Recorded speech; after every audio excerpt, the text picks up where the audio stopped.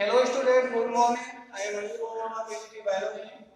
बच्चों, आज हम आप लोगों को क्लास 9 की बायोलॉजी में जो हमारी टॉपिक है वो न्यूक्लियस है, उसको मैं पढ़ाऊंगा। न्यूक्लियस है ना। आज हम इसके बारे में चर्चा करेंगे, जिसे हम क्या कहते हैं, केंद्रक कहते हैं।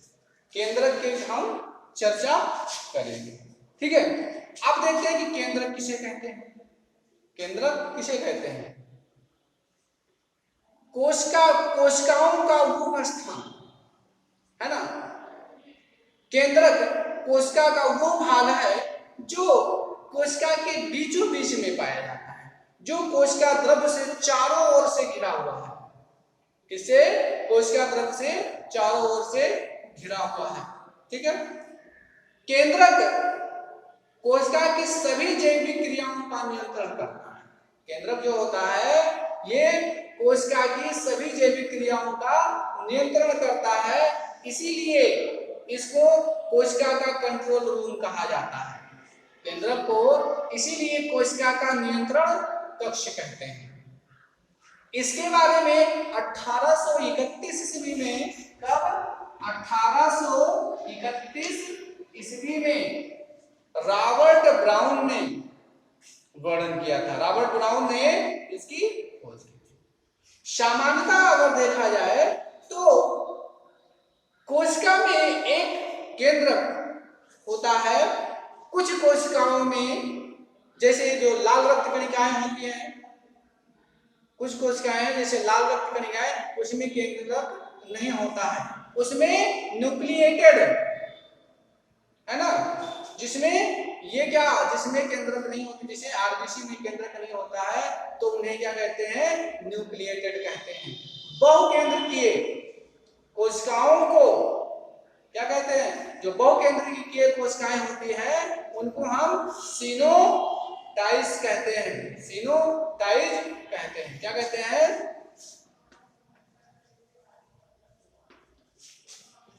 सिनोटाइज कहते हैं, ठीक है। केंद्रक जो होता है उसके 4 भाग होते हैं। केंद्रक के कितने भाग होते हैं?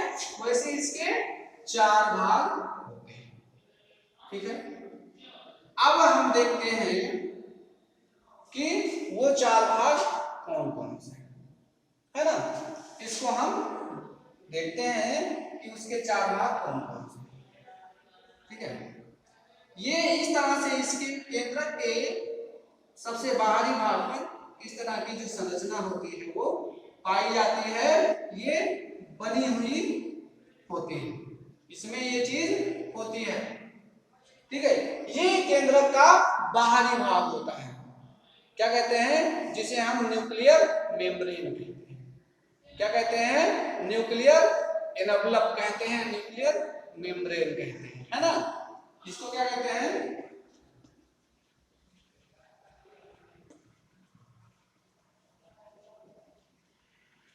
एनवलप, ठीक है। न्यूक्लियर मेम्ब्रेन या एनवलप कहते हैं। ये सबसे बाहरी आवरण जो होता है उसको, ठीक है, केंद्रक आवरण कहा जाता है। केंद्रक द्रव्य भी इसमें होता है। अब हम देखते हैं कि केंद्रक द्रव्य कहाँ होता है। इसके अंदर का ये जो भाग होता है ना, ये जो भाग होता है वो क्या होता है? न्यूक्लियोप्लाज्म होता है, ठीक है। इसे क्या कहते हैं?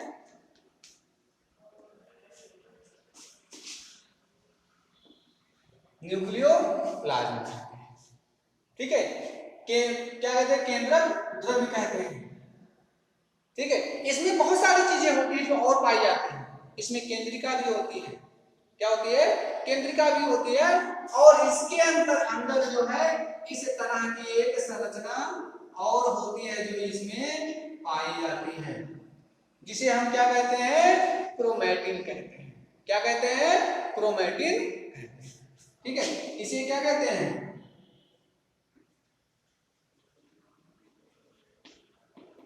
क्रोमैटिन कहते हैं, क्रोमैटिन थ्रेडर्स, ठीक है।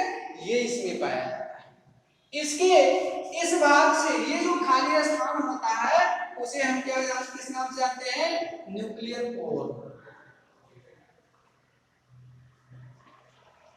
न्यूक्लियर पोर कहते हैं, जिससे इसमें कुछ पदार्थ जो होते हैं, मेटेरियल सब्सटेंस जो होते हैं वो आते जाते हैं।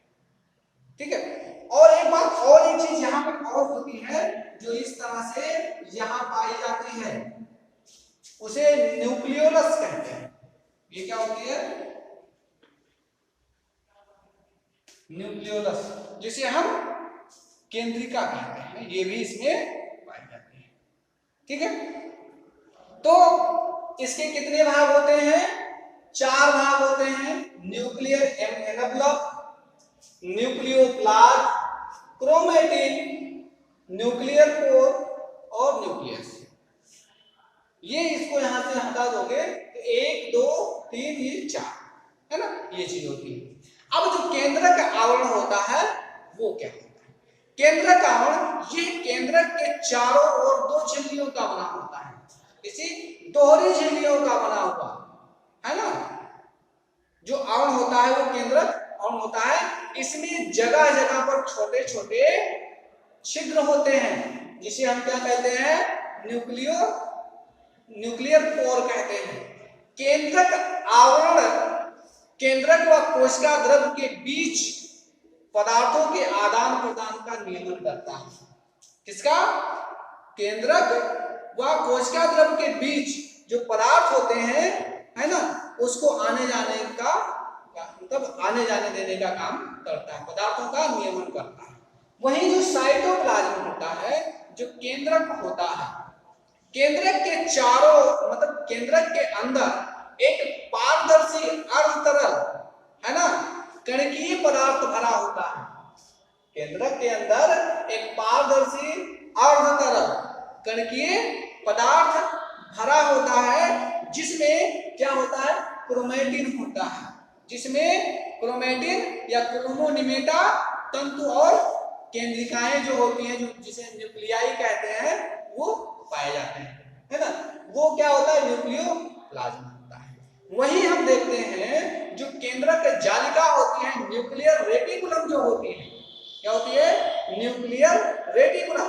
ये धागेनुमा जो क्रोमेटिन तंतु है ना, धागेनुमा क्रोमेटिन तंतु केंद्रक जालिका का निर्माण करते हैं। जो ये होता है ना, ये जो क्रोमेटिन है, ये ऐसी कुंडली मार करके बनता है, जिससे इसके द्वारा एक जाल का निर्माण होता है, जालिका का निर्माण होता है।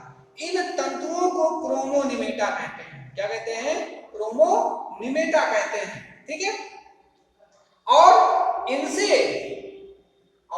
इनसे बने जाल को न्यूक्लियर क्या कहते हैं? रेटिकुलम कहते हैं, या क्रोमेटिन जाल कहते हैं, जो इसमें होता है। ठीक है।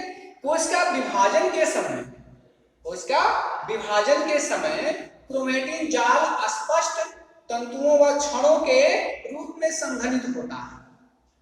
जब कोशिका का विभाजन होता है तो केंद्रक जाल जो होता है वो तंतुओं या क्षणों के रूप में क्या होता है? संघनित हो जाता है, एकत्रित हो जाता है, जिसे हम क्या कहते हैं? गुणसूत्र कहते हैं या क्रोमोसोम कहते हैं।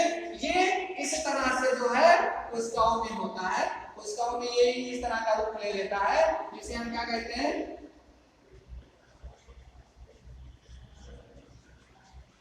क्रोमोसोम कहते हैं। ठीक है। गुणसूत्र केवल केंद्रक के विभाजन के समय ही दिखाई देता है। जब इसका विभाजन होता है, इस संपूर्ण भाग का जब विभाजन होता है, तब ये चीज दिखाई देता है, उसके पहले ये चीज नहीं दिखाई देता है। केंद्रक जालिका जो होती है, ये जो है जिसे हम क्रोमेटिन कहते हैं, जिसके द्वारा केंद्रक जालिका का निर्माण होता है, वो न्यूक्लियोप्रोटीन का बना होता है। इसका न्यूक्लिक अम्ल और प्रोटीन का बना होता है। इसमें 2 प्रकार के न्यूक्लिक अम्ल होते हैं। इसमें जो है कितने प्रकार के न्यूक्लिक अम्ल होते हैं? 2 प्रकार के होते हैं। ठीक है।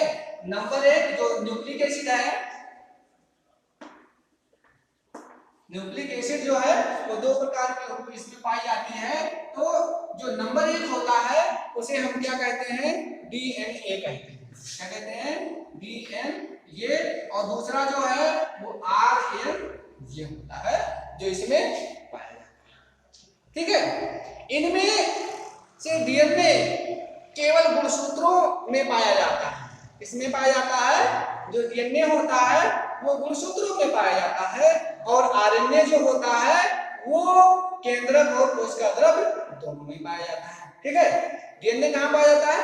केवल डीएनए में होता है, लेकिन आरएनए जो होता है केंद्रक और कोशिका द्रव्य दोनों में पाया जाता है।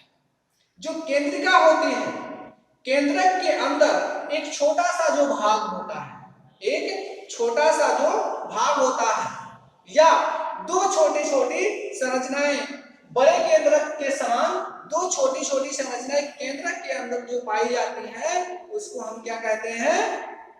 है ना, उसको हम केंद्रिका कहते हैं, न्यूक्लियोलस कहते हैं, जिसमें आरएनए और प्रोटीन होता है। क्या होता है? आरएनए और प्रोटीन। इसमें जो होता है क्या होता है? आरएनए और प्रोटीन होता है ना, ये दो चीजें इसमें पाई जाती है। ठीक है, इनके द्वारा राइबोसोम बनाने के लिए, इसके द्वारा जो है राइबोसोम बनाने के लिए राइबोसोमल आरएनए का संश्लेषण किया जाता है। इसका इनके द्वारा क्या होता है? आरएनए, है ना, आरएनए, इसको इस तरह से लिखते हैं आरएनए। राइबोसोमल आरएनए का क्या किया जाता है? संश्लेषण किया जाता है। ठीक है, ये हो गया। अब इसमें हम फंक्शन की बात करते हैं, कोशिका, है ना, केंद्रक के कार्य की बात करते हैं। कोशिका के अंदर होने वाली सभी जो जैविक क्रियाएं हैं, उन जैविक क्रियाओं का नियंत्रण किसके द्वारा होता है? केंद्रक के द्वारा होता है। इसी कारण केंद्रक को कोशिका का कंट्रोल रूम कहा जाता है। क्या कहते हैं? कोशिका का कंट्रोल रूम कहते हैं, जो इसमें होता है। ठीक है, ये हो गया। अब हम देखते हैं इसमें कि जो केंद्रक होता है, क्या होता है? जो केंद्रक होता है वो, इसमें केंद्रक में आनुवंशिक पदार्थ पाया जाता है। जेनेटिक मटेरियल जो होता है, आनुवंशिक पदार्थ जो होता है, वो कहाँ पाया जाता है? केंद्रक में पाया जाता है। ये जीव के लक्षणों को क्या करता है? ये जीव के लक्षणों की वंशागत के लिए उत्तरदायी होता है, एक पीढ़ी से दूसरी पीढ़ी में ले जाने का। जो इसमें किसमें पाया जाता है? जो आनुवंशिक लक्षणों को एक पीढ़ी से दूसरी पीढ़ी में ले जाने का काम करता है, वो भी केंद्रक में पाया जाता है। ठीक है, हम देखते हैं कि जब कोशिका विभाजन होता है तो उस समय कोशिका विभाजन के लिए भी कौन उत्तरदायी होता है? केंद्रक होता है, जिससे कोशिकाओं की संख्या में, है ना, कोशिकाओं की संख्या और जीव के शरीर की वृद्धि होने लगती है ना, बढ़ोतरी होने लगती है। ठीक है, तो ये आपका क्या है? ये आपका केंद्रक है ना। अब हम देखते हैं अगली टॉपिक की बात हम करते हैं। ठीक है, तो अगली टॉपिक के लिए कल, तब तक आप इसको तैयार करें और इसको नोट में लिखें। धन्यवाद।